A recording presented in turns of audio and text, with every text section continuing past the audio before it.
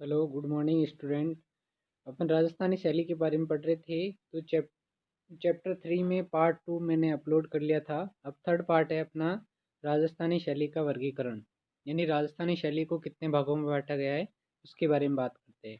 शैलीगत वर्गीकरण यानी शैलीगत वर्गीकरण आधार पे होता है कि यानी क्षेत्र के आधार पे इसको बांटा गया है राजस्थानी शैली को, जैसे मेवाड़ शैली, मारवाड़ शैली, हाड़ौती शैली, ढूंढाड़ी शैली अपने जयपुर क्षेत्र का क्षेत्र, ठीक है, जयपुर क्षेत्र को नाम दिया गया है। राजस्थानी चित्रकला का उद्भव विकास अन्य शैलियों की भांति नहीं होकर क्षेत्रीय विविधता के साथ हुआ, यानी राजस्थानी शैली का उद्भव और विकास यानी अन्य शैलियों की तरह नहीं हुआ था। इसका जो उद्भव और विकास हुआ था वो क्षेत्रीय विविधताओं के साथ हुआ था, यानी अलग अलग क्षेत्र की अलग अलग विविधताएं थी, उसी के अकॉर्डिंग यहाँ पे राजस्थान प्रदेश में शैलियों का विकास हुआ। राजाश्रयों की अनेकता के कारण इसमें रूप वैविध्य का दिग्दर्शन होता है, यानी राजस्थान में अलग अनेक प्रकार के राजाओं का राज था या अलग अलग राजाओं का राज था। जैसे मारवाड़ में अलग राजाओं का राज था, जैसे राठौड़ वंश का राज था। मेवाड़ में सिसोदिया या गोइल वंश का शासन था। वीर किशनगढ़ में राठौड़ वंश का शासन था। बीकानेर में राठौड़ वंश का शासन था। जयपुर में कछवा या नरूका वंश का शासन था। हाड़ौती क्षेत्र में, कोटाबूंदी क्षेत्र में हाड़ा राजपूतों का शासन था। उसी के अकॉर्डिंग राजस्थानी शैली विकसित हुई और उनकी रुचि के अनुसार चित्र बनवाई गई। तो यानी रूप वैविध्य यानी आकृतियों में अलग अलग प्रकार है, मतलब किसी में आंखें किस प्रकार की है और दूसरी शैली में अलग प्रकार की है, या रंगों का प्रयोग अलग प्रकार का है। राजस्थान में जितने भी प्राचीन नगर, धार्मिक और सांस्कृतिक प्रतिष्ठान रहे, वही कला पनपी और विकसित हुई। यानी राजस्थान में प्राचीन नगर रहे एक तो, और दूसरा धार्मिक, और तीसरा है सांस्कृतिक प्रतिष्ठान रहे। यानी सांस्कृतिक प्रतिष्ठान मतलब कलाओं को प्रोत्साहन देने वाले संस्थान, वहाँ पे क्या है, कलाएं विकसित हुई थी। धर्मपीठों, धर्माचार्यों, राजआश्रयों, सामंतों आदि के धर्म और कला प्रेम के अतिरिक्त साहित्यकारों, कवियों, यानी इन्हीं के साथ साथ जो जब शैलियाँ है वो विकसित हुई थी। जैसे धर्मपीठों है, धर्म की पीठ है, जैसे जैन धर्म की पीठ है, बौद्ध धर्म की पीठ है, हिंदू धर्म की पीठ है। धर्माचार्य मतलब जो भी धर्म को मानने वाले आचार्य है। राजाश्रय मतलब राजा के संरक्षण में। सामंतो यानी राजा के जो सामंत थे, ठीक है, उनके संरक्षण में जो कवि वगैरह रहते थे, उन्हीं के अकॉर्डिंग ये शैली पनपी, और उनके दरबार में साहित्यकार भी रहते थे, कवि भी रहते थे।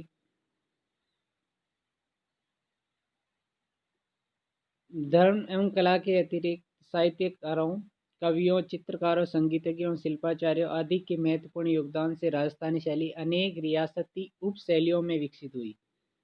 ठीक है, किस किस के सहयोग से? साहित्यकारों के सहयोग से, कवियों के सहयोग से, चित्रकारों के सहयोग से, संगीतज्ञ के सहयोग से और शिल्पाचार्यों के सहयोग से राजस्थानी शैली अलग अलग रियासतों में उप शैलियों के रूप में विकसित हुई। ठीक है, यानी राजस्थानी शैली एक तो इम्पोर्टेंट शैली होगी, उसके बाद जो उप शैलियाँ है, जैसे छोटी छोटी शैलियाँ है, जयपुर शैली है, मारवाड़ शैली है, किशनगढ़ शैली है, हाड़ौती शैली है। ठीक है, साहित्यकार यानी साहित्य की रचना करने वाले, कवि यानी कविताओं की रचना करने वाले, चित्रकार यानी चित्र बनाने वाले, संगीतज्ञ यानी संगीत से संबंधित, शिल्पाचार्य मतलब शिल्प की रचना करने वाले यानी मूर्ति की रचना करने वाले। 17वीं और 19वीं शताब्दी के मध्य चरमोत्कर्ष को प्राप्त राजस्थानी शैली विभिन्न क्षेत्रीय उपशैलियों का मिश्रित रूप है। यानी 17वीं और 19वीं सदी के मध्य चरमोत्कर्ष को प्राप्त राजस्थानी शैली विभिन्न क्षेत्रीय उपशैलियों का सम्मिश्रित रूप है। यानी राजस्थानी शैली का चरमोत्कर्ष कब माना जाता है? तो चरमोत्कर्ष माना जाता है 17वीं से 19वीं शताब्दी के मध्य। ये मान लो एग्जाम में क्वेश्चन आता है कि राजस्थानी शैली का चरमोत्कर्ष समय कौन सा है, तो 17वीं से 19वीं शताब्दी के मध्य राजस्थानी शैली का चरमोत्कर्ष रहा। ठीक है, राजस्थानी शैली को अध्ययन की दृष्टि से उनकी क्षेत्रीय विशेषताओं एवं भौगोलिक परिप्रेक्ष्य के आधार पर मुख्य रूप से 4 भागों में विभाजित कर सकते हैं। ठीक है, क्षेत्रीय विविधता और भौगोलिक परिप्रेक्ष्य की विशेषताओं के आधार पर इसको कितने भागों में बांटा जाता है? 4 भागों में बांटा जाता है। 4 भाग देखेंगे अपन राजस्थानी शैली के। ये अपनी राजस्थानी शैली के 4 भाग दे रखे हैं। नंबर 1 है मेवाड़ शैली। मेवाड़ शैली में आता है उदयपुर, नाथद्वारा, प्रतापगढ़, ये मेवाड़ शैली के भाग है।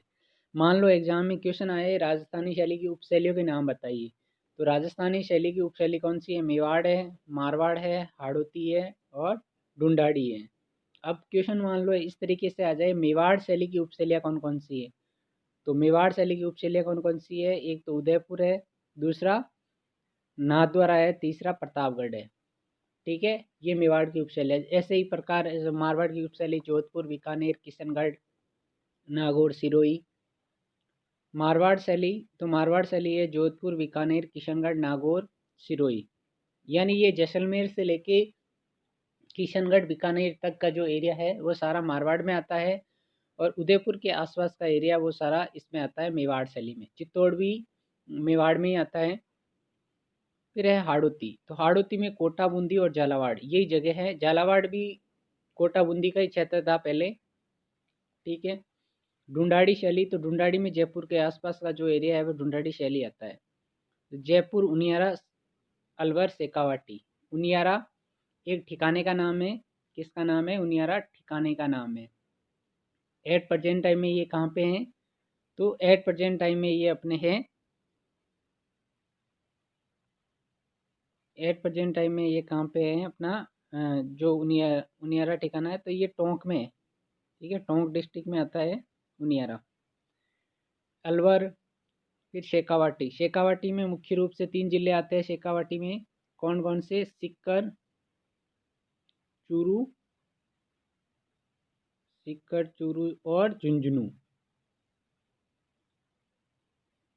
झुंझुनू, ये 3 जिले आते हैं इसमें। ठीक है, ये ध्यान रखना आप। लेकिन कालांतर लेकिन कालांतर में प्रत्येक शैली की मौलिकता पर विचार कर राजस्थानी शैली की प्रमुख शैली और उपशैलियों का स्वतंत्र अस्तित्व स्वीकार कर बीकानेर, किशनगढ़, बूंदी, अलवर, यानी धीरे धीरे ये शैलियाँ तो थी ही। इस शैलियों में जो ज़्यादातर विकसित शैलियाँ थी या जिसका ज़्यादा इम्पोर्टेंट नाम आता है उसमें बीकानेर है, किशनगढ़ है, बूंदी है, अलवर है, जयपुर है। ठीक है, ये शैलियाँ स्वतंत्र रूप से स्थापित की गई, मतलब स्थापित हो गई थी। अब अपनी पहली शैली देखते हैं अपन, मेवाड़ शैली। ठीक है, ये सबसे इम्पोर्टेंट शैली है। मान लो एग्जाम में क्वेश्चन आता है राजस्थान की सबसे प्राचीन शैली कौन सी है, तो राजस्थान की सबसे प्राचीन शैली कौन सी है? तो प्राचीन शैली आप बताओगे इसमें कौन सी? मेवाड़, ये प्राचीन शैली है। मान लो राजस्थानी शैली का प्राचीन केंद्र कौन सा है, तो प्राचीन केंद्र भी मेवाड़ है। और राजस्थानी शैलियों में सर्वोपरि स्थान किसका है? तो मेवाड़ शैली का है। ठीक है,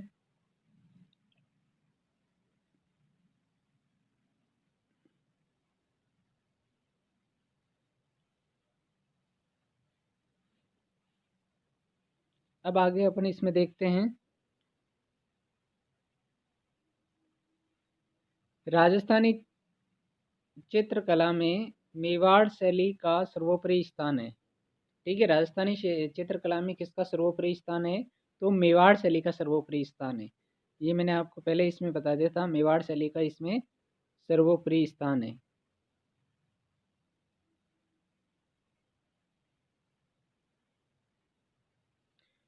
मेदपाट मेदपाट या मेवाड़ उदयपुर प्राचीन समय से ही कलाओं के प्रेरणा स्रोत रहा। यानी मेदपाट या मेवाड़ प्राचीन समय में कलाओं का क्या रहा? प्रेरणा स्रोत रहा। इसलिए राजस्थानी चित्रकला के उद्भव और विकास एवं ऐतिहासिक मूल्यांकन में मेवाड़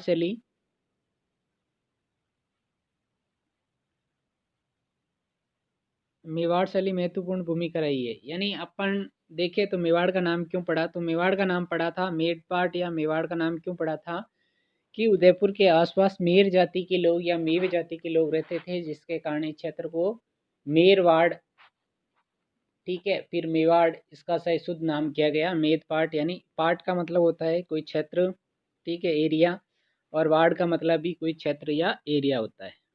ठीक है, ये 2 वर्ड आए थे, उसी के अकॉर्डिंग इसका नाम पड़ा था। और इसमें ऐतिहासिक मूल्यांकन है, यानी सबसे पुराने जो अवशेष हैं ज़्यादातर मेवाड़ शैली में विद्यमान है।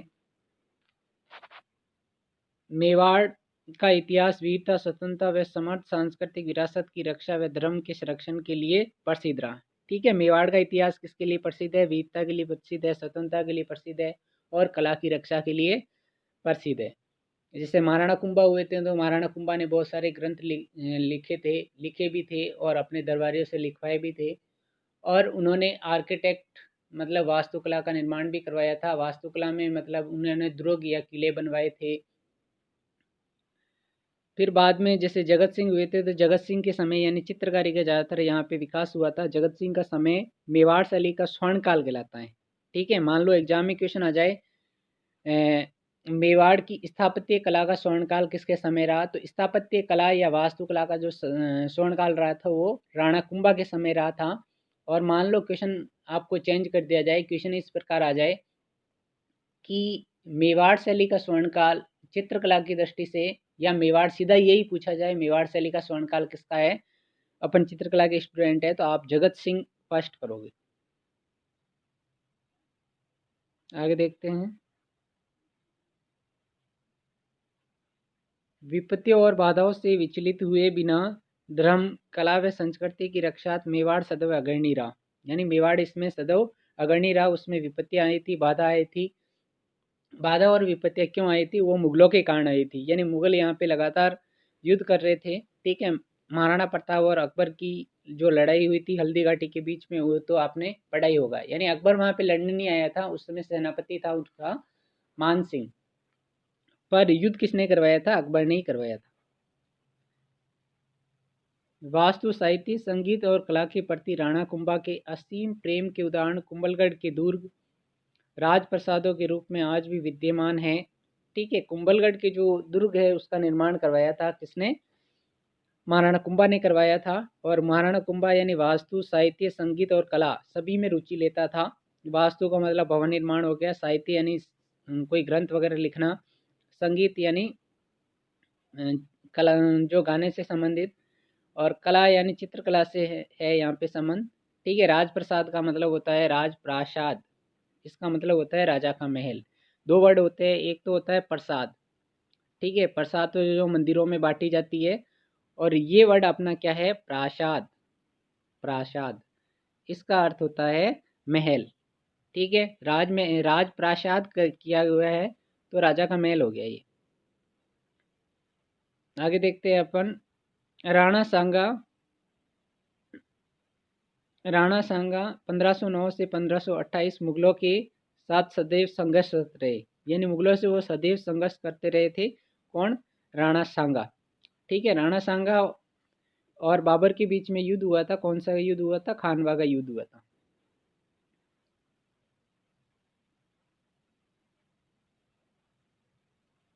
सात संघर्ष और इसके पश्चात मेवाड़ के ध्वस्त होने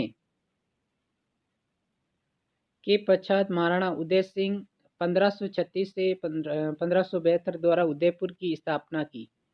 ठीक है, चित्तौड़ का किला ध्वस्त हो गया। चित्तौड़ का किला ध्वस्त होने के बाद महाराणा उदय सिंह हुए थे। महाराणा उदय सिंह ने उदयपुर की स्थापना की थी। एग्जाम में मान लो क्वेश्चन आता है तो उदयपुर की स्थापना किसने की थी, तो महाराणा उदय सिंह ने उदयपुर की स्थापना की थी। ठीक है, उदय सिंह उदयपुर नाम से ही पता चल रहा है आपको। कालांतर में महाराणा प्रताप द्वारा 56 की पहाड़ियों में चावंड को राजधानी बनाया गया। और जैसे ही समय बीतता गया यानी समय चेंज होता गया काल के अंतर के आधार पर, यहाँ पे महाराणा प्रताप ने 56 की पहाड़ियों में चावंड को राजधानी बनाया। और कब बनाया था ये, 1585 ईस्वी में। ठीक है, 1585 ईस्वी में चावंड को राजधानी बनाया था महाराणा प्रताप ने। ज़्यादातर इतिहास में अपन जाएंगे नहीं, क्यों इतिहास में जाते हैं तो ज़्यादातर डिटेलें लंबी होती है। जैसे महाराणा प्रताप का जन्म हुआ था 1540, फिर इसके बाद इनकी मृत्यु हुई थी 1597, फिर इनका राज तिलक हुआ था। वो बहुत सारी चीज़ें हैं, उनको अपन को जाना नहीं है, कला की दृष्टि से पढ़ना है अपन को।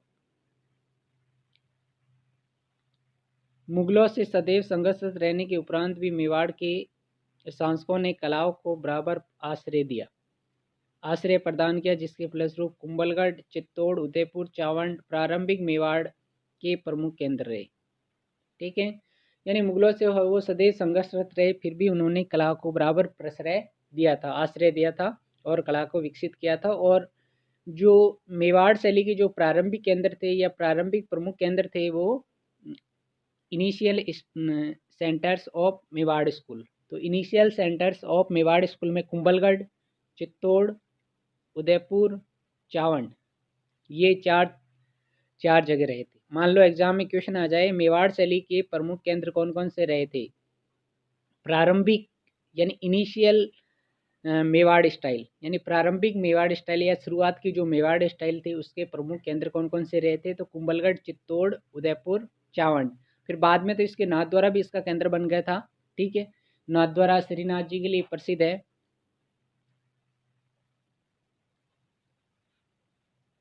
अब देखते हैं आगे।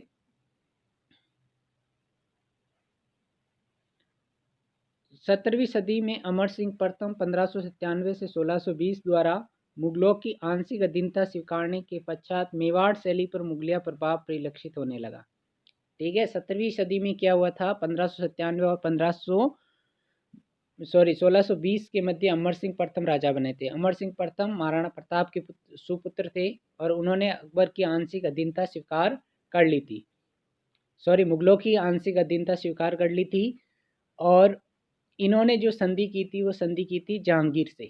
ठीक है, जहांगीर किसका सुपुत्र था, अकबर का सुपुत्र था। जो महाराणा करण सिंह और महाराणा जगत सिंह प्रथम तक अनवरत जारी रहा। यानी मेवाड़ शैली पे प्रथम मुगल प्रभाव किसके समय आया था, यानी फर्स्ट बार मुगल शैली का प्रभाव मेवाड़ में किसके समय आया था, तो महाराणा अमर सिंह प्रथम के समय आया था पहली बार मेवाड़ शैली पर मुगल प्रभाव। ये मान लो एग्जाम में क्वेश्चन आ जाता है, ये परिलक्षित होता है, प्रभाव परिलक्षित होता है। और ये किसके समय तक जारी रहा, तो ये जगत सिंह के समय जारी रहा। यानी अमर सिंह के बाद जो राजा हुए थे करण सिंह हुए थे, करण सिंह के बाद जगत सिंह, फिर जगत सिंह के बाद जो राजा आते हैं उनका नाम है राज सिंह। तो राज सिंह के समय मतलब मुगल शैली का प्रभाव कम होने लग गया। उसका मुख्य रीजन ये था कि एक किशनगढ़ की राजकुमारी थी चारुमती, चारुमती को लेकर औरंगजेब और राज सिंह के मध्य विवाद हो गया था। दूसरी बात ये थी कि जजिया कर था। ठीक है, जजिया कर औरंगजेब ने लगवाया था, उसको उसके विरोध में थे राज सिंह। तीसरी बात ये थी कि जो औरंगजेब था वो हिंदू मंदिरों को तुड़वा रहा था, तो उससे नाखुश कौन था, राज सिंह। और राज सिंह ने औरंगजेब की परवाह किए बिना यहाँ पे नाथद्वारा में श्रीनाथ जी की मूर्ति की स्थापना करके वहाँ पे मंदिर बनवाया था श्रीनाथ जी का। ठीक है, और कांकरोली में उन्होंने बनवाया था द्वारकाधीश जी का मंदिर। तो इसलिए भी यानी औरंगजेब उससे नाराज था, तो मुगलों से वापस मतलब संघर्ष रहे थे या उनसे युद्ध होने लग गया था। ठीक है, ये आगे देखेंगे अपन। मेवाड़ शैली के विकास में महाराणा प्रताप के समय में चावंड में चित्रित नसरुद्दीन कर्त रागमाला चित्रमाला 1605 ईस्वी का विशेष महत्व है। ठीक है, ये यहाँ पे थोड़ा सा गलत दे रखा है, ये ध्यान रखना, महाराणा प्रताप नहीं है यहाँ पे, अमर सिंह प्रथम आएगा। ठीक है, अमर सिंह प्रथम आएगा, ये अपना ये ध्यान रखना आप, क्योंकि महाराणा प्रताप की जो मृत्यु हुई थी वो मृत्यु हुई थी 1597 ईस्वी में, आपको पता है, सभी को विदित है।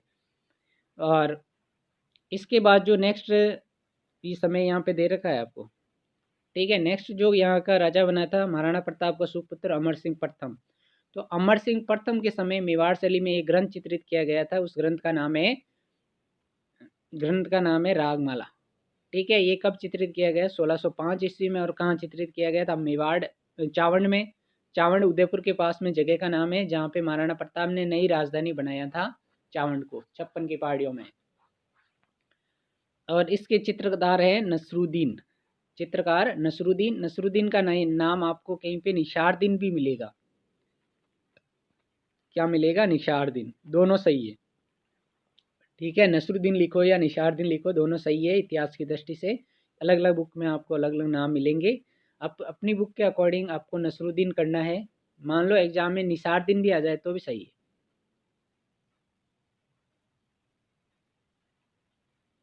जिसमें स्थानीय लोक कला तत्वों और रंगों का चटकीलापन उसकी स्थानीय पहचान को दिखाते हैं, या स्थानीय पहचान उसमें दिखाई देती है। यानी लोक कला दिखाई देती है, लोक तत्वों और रंगों का चटकीलापन। रंगों का चटकीलापन का अर्थ होता है चमकदार रंग, और लोक कला यानी सामान्य लोगों से जुड़ी हुई कला। तो वहाँ की यानी पहचान स्थापित हो गई थी, मतलब चावंड शैली की। इसी क्रम में जगत सिंह के समय का नायक नायिका भेद युगल चित्र से चित्र शैली की उन्नत परंपरा को रेखांकित करता है। यानी सबसे अच्छा जो मेवाड़ शैली का जो चित्र माना जाता है या विकसित चित्र माना जाता है, पहला विकसित चित्र माना जाता है, वो है नायक नायिका भेद। नायक नायिका भेद एक ग्रंथ का नाम भी है। नायक यहाँ पे वर्ड यूज किया गया है वो हीरो के लिए यूज किया गया है, और नायिका जो वर्ड यूज किया गया है वो हीरोइन के लिए किया गया है। ठीक है। युगल चित्र का मतलब होता है स्त्री पुरुष का जोड़ा।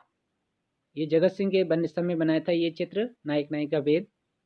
1640 में महाराणा जगत सिंह का समय मेवाड़ शैली का स्वर्णकाल रहा, और 1640 ईस्वी में महाराणा जगत सिंह का समय मेवाड़ शैली का स्वर्णकाल रहा। ये ध्यान रखना, एग्जाम में क्वेश्चन आता है। मेवाड़ शैली का समय, मेवाड़ शैली का स्वर्णकाल किसके समय रहा? तो महाराणा जगत सिंह के समय रहा, और ये था जगत सिंह फर्स्ट।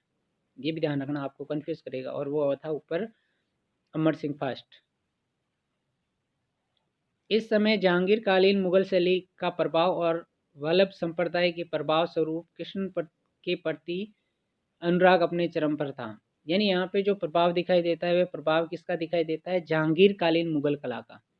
ठीक है। तो और अमर सिंह ने संधि किससे की थी? जहांगीर से की थी।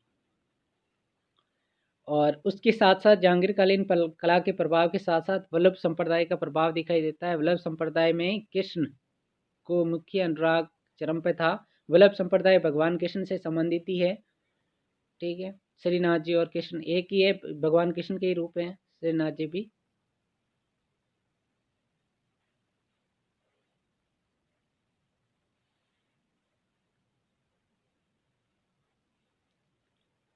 जहाँ तत्कालीन चित्रकारों के समक्ष कृष्ण की भावलीलाओं के साथ साथ भागवत पुराण, गीत गोविंद, सूरसागर, रामायण आदि ग्रंथ चित्रण के प्रमुख विषय रहे।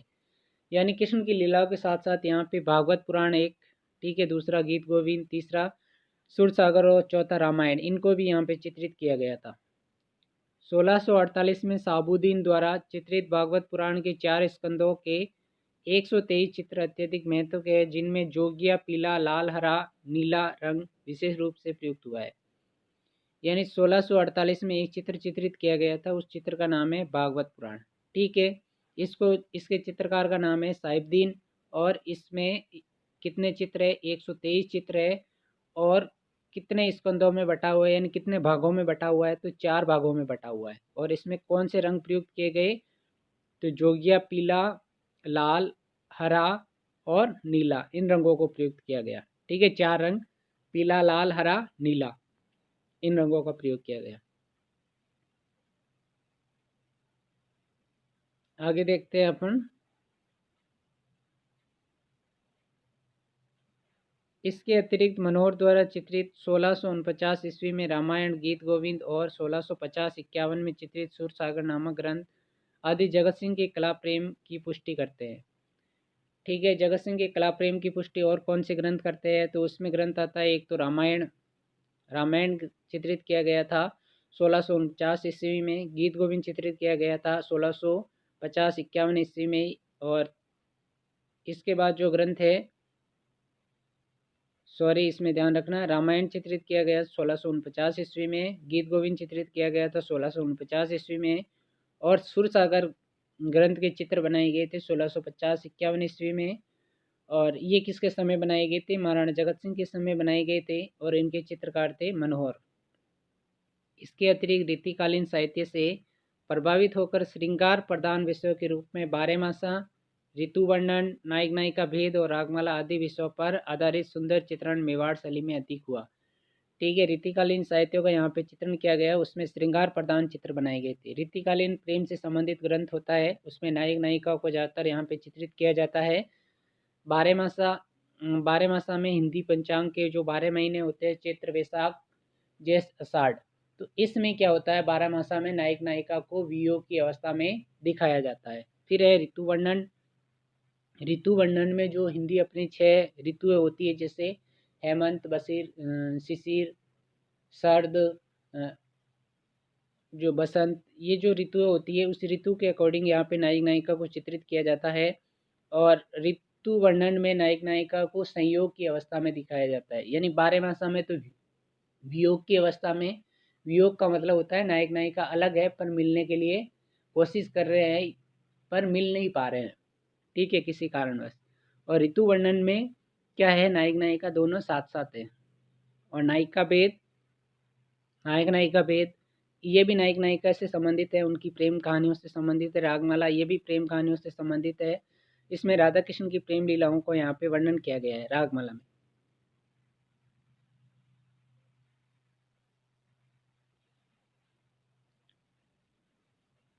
जिसकी पुष्टि राष्ट्रीय संग्रहालय में सुरक्षित रागमाला, चित्रावली और केशव की रसिक प्रिया, रामचंद्रिका आदि ग्रंथों के आधार पर की जाती है। ठीक है, जिसकी पुष्टि किससे होती है, राष्ट्रीय संग्रहालय में सुरक्षित है रागमाला, चित्रावली, राष्ट्रीय संग्रहालय है नई दिल्ली। ठीक है, उसके बाद है केशव की रसिक प्रिया और रामचंद्रिका ग्रंथों के आधार पर, और केशव की है रसिक प्रिया और रामचंद्रिका। अब मान लो एग्जाम में क्वेश्चन आता है रसिक प्रिया और रामचंद्रिका ग्रंथों के रचनाकार कौन है, तो रचनाकार है केशव। ठीक है, एक तो होता है रचनाकार, रचनाकार का मतलब होता है साहित्य लिखने वाला। ठीक है, साहित्यकार हो जाएगा, साहित्य लिखने वाला। और एक होता है चित्रकार, यानी चित्र बनाने वाला। दोनों अलग अलग होते हैं, ये ध्यान रखना। ठीक है, और रागमाला ग्रंथ भी किसने लिखा था, इसने ही लिखा था, केशव ने, ये ध्यान रखना।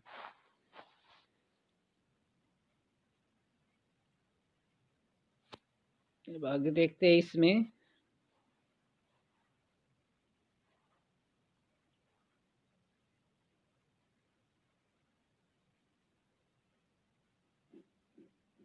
ये पैराग्राफ कल देखेंगे अपन। ठीक है, नेक्स्ट वीडियो में अपन देखेंगे पैराग्राफ, इस पैराग्राफ को। आज की क्लास यहाँ तक होती है, और इसको जहाँ तक पढ़ाया है इसको ढंग से देखिए एक बार। और ठीक है, अगर कोई प्रॉब्लम हो तो उसमें वीडियो में नीचे कमेंट करें और अपनी प्रॉब्लम बताएं।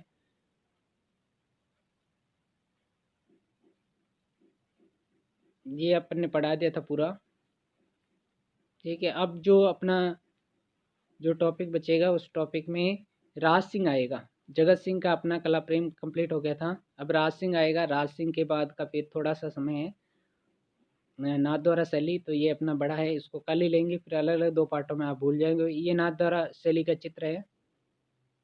ठीक है, पिछवाई पेंटिंग्स के नाम से जाना जाता है इसको, पिछवाई पेंटिंग्स, पिछवाई चित्र। कर लेंगे इसको।